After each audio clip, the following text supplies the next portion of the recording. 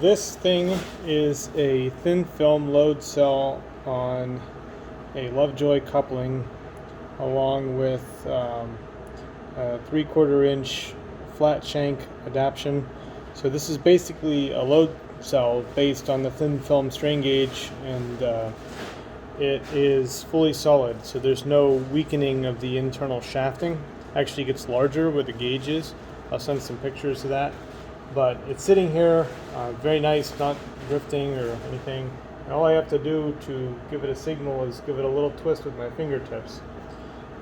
This thing is designed to go to full yield of the material, so I can go to an extreme strain value if I want to. The nice part is it goes right back to the level that it was at before it was strained, so there's no hysteresis, there is no plastic at all. The way that it works internally is that there is a spring plunger for a battery. It runs on a 3.6 volt battery. So I'll take this out here. Down the center of the shaft. So outside the load path, but down the bore.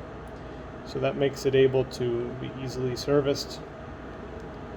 And this should last for 6 months to 9 months if it's just on standby with one of these. So that's how that works.